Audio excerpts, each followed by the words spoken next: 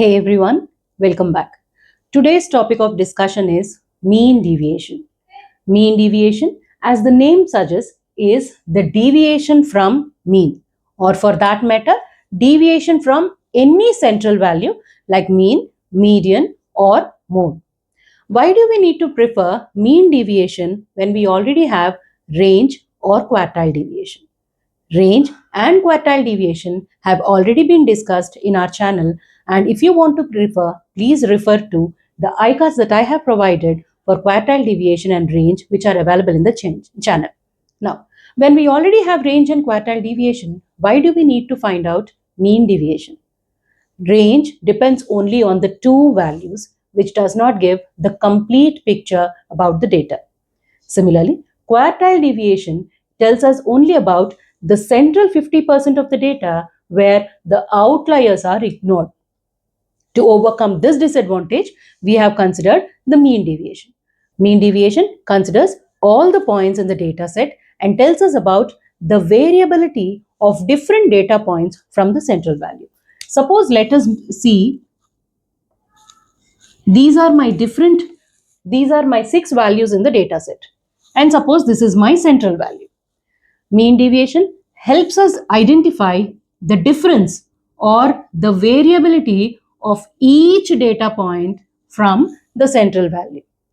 But if the mean deviation value is smaller, that indicates that all the values in the data set are more closer to our central value. If the mean deviation value is larger, that shows that all data points are more scattered. That is, there is more variability from the central value. There is a large distance between the central value and each data point of the data set. Mean deviation is the average of the absolute difference of each data point from its central value. The central value can be mean, median, or mode. Now, let us consider the construction of mean deviation about mean in case of individual, discrete, and continuous series. Let this be my example for individual series. We are initially finding out mean deviation about mean for individual series. My example is 8, 4, 5, 6, 7. There are totally 5 values. So, n value will be 5 here. Initially, I'll arrange all these values in an increasing order, that is 4, 5, 6, 7, 8. Since our formula demands for absolute value of xi minus x bar and we are finding out mean deviation about mean, we first find mean of this individual series. Mean of individual series, as we all know, x bar will be the notation for mean, is equal to 1 by n, sigma I runs from 1 to small n, xi, where n is equal to 5. So add all these values which give us value 30. So 1 by 5 into 30 is equal to 6. 6 is our mean. So we have already found out mean of the given data. Now we need to find out the absolute difference of each xi's from x bar. That is nothing but the modulus of xi minus x bar, which always gives a positive value. So these are my x values and these will be my modulus or absolute values of xi minus x bar. Xi minus x bar is 4 minus 6. Generally, 4 minus 6 is nothing but minus 2. But the absolute value is plus 2. 5 minus 6 is minus 1, but absolute value is 1. So for all these 5 values, I'll find out the absolute value, and the formula demands for a sigma, which is nothing but summation. So I'll add all these values to give the value 6. Substituting in the formula, mean deviation is equal to 1 by 5 into 6, which gives us the value 1.2. Here the mean deviation value is 1.2, which states that the values are not very far from the mean. Now let us see an example for discrete series. Let us consider this as my example for discrete series. In discrete series, we have x values along with their respective frequency, which we already know. And the formula for discrete frequency will be mean deviation is equal to 1 by capital N. Mean deviation is equal to 1 by capital N. Sigma I runs from 1 to small n into fi of absolute difference of xi minus x bar. Here capital N is equal to sigma fi, which we already know. capital N is equal to sigma fi, and absolute difference of xi minus x bar is nothing but difference of each data point from their central value, and the absolute value will always be positive. Now we have been given totally 4 values, 6, 5, 9, 12 with their respective frequencies 5, 7, 4, 9. To find, see here the formula demands for x bar, which is mean. We know that in discrete series, to find the mean, we have the formula x bar is equal to 1 by capital N sigma fi xi, where n is equal to sigma fi. So initially first we need to find out the column fi into xi. So we have multiplied each value of x's with their respective frequencies to give the column fi into xi. And sigma fi xi will be the summation of the column fi into xi, which gives the value 209. Since we know the value of sigma fi xi and the value of capital N, which is nothing but sigma fi 25, we substitute to find the value x bar. So the mean of this particular data is 8.36. 209 divided by 25, which is 8.36. Now, since we know the value of x bar, now we find the absolute difference of each data point from x bar. 6 minus 8.36 is minus 2.36, and the absolute value is 2.36. Similarly, 5 minus 8.36 is minus 3.36, and the absolute value is 3.36. Similarly, 9 minus 8.36 and 12 minus 8.36 will give us this value. This column represents the absolute difference of xi minus x bar.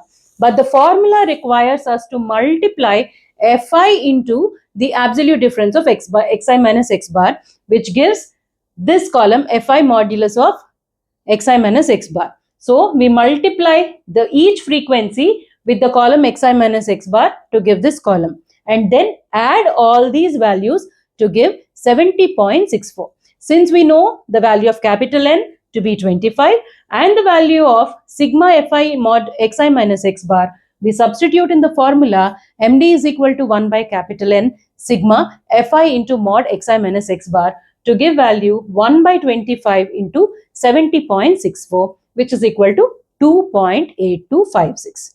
We have seen here that the mean deviation value is 2.8256, which means there is not a large distance between the central value of each data point in the data set. Now let us see an example for continuous series. Right? After construction of mean deviation about mean with respect to individual and discrete series, now let us construct with respect to continuous series.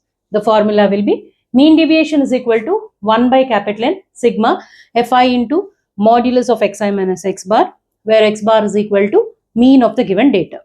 Now, we know that in continuous series, if the data is not very large, then we can use this formula x bar is equal to 1 by capital N sigma fi into xi directly, where capital N is equal to sigma fi. But if we have large data, then we can either go for deviation method, where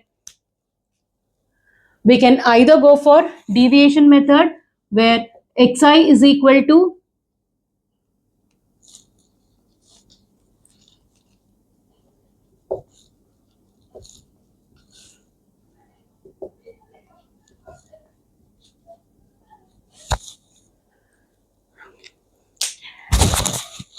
we already know that to calculate mean, if the data is not very large with respect to continuous series, if the data is not very large, then we can use this formula x bar is equal to 1 by capital N sigma fi xi, where n is equal to sigma fi, that is the total of all given frequencies. But if the values are very large, then we can go for the deviation method, where di is equal to xi minus a, where a is an arbitrary value. Or if it is very, very large, then we can go for the step deviation method, which has the di is equal to xi minus a by h, where h is the interval, to find the mean value. For further reference, if you want to get a detailed analysis of how mean is calculated in continuous series, you can use the iCard given above for the video regarding construction of arithmetic mean in continuous series. We are given this data Totally there are 5 class intervals: 0 to 4, 4 to 8, 8 to 12, 12 to 16 and 16 to 20, 20 and 16 to 20. Their respective frequencies are also given. But we know that when the data is in continuous form, first of all, the class intervals need to be transformed into midpoints to get x values. Here the midpoints are, for 0 to 4 class interval, we have 0 plus 4 by 2 to give x value as 2, 4 plus 8 by 2 to give x value as 6, so on.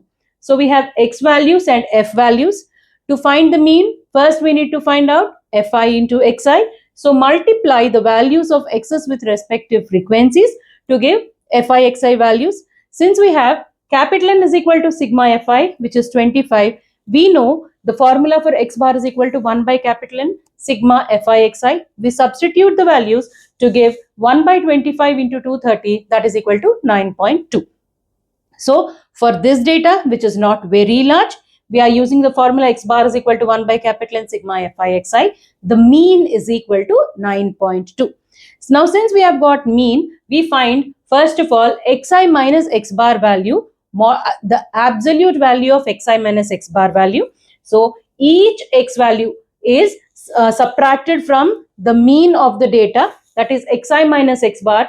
2 minus 9.2 and the absolute value is 7.2. 6 minus 9.2 and the absolute value is 3.2, so on. We have got xi minus x bars, but the formula demands for fi into modulus of xi minus x bar. So multiply the frequency into xi minus x bar. 4 into 7.2, 2.8, 6 into 3.2, 19.2, 8 into 0.8, 6.4, so on. So to substitute the formula, first of all, we need to substitute in the formula, first of all, we need to add the complete column fi mod xi minus x bar to give the value 96. Substitute in the formula, mean deviation is equal to 1 by capital N sigma fi mod xi minus x bar, that is 1 by 25 into 96 to give the value 3.84. We have seen the calculation of mean deviation with respect to individual series, discrete series and continuous series where the central value is mean. We have already seen about the mean deviation about mean, which says it is an absolute measure of mean deviation. Whereas we also have the coefficient of mean deviation, which means the relative measure of mean deviation, Relative measure gives us more efficient and precise value of mean deviation of all the data points from the central value. The formula to find coefficient of mean deviation is equal to mean deviation about mean divided by mean, or mean deviation about median divided by median. Thanks for watching. Stay tuned.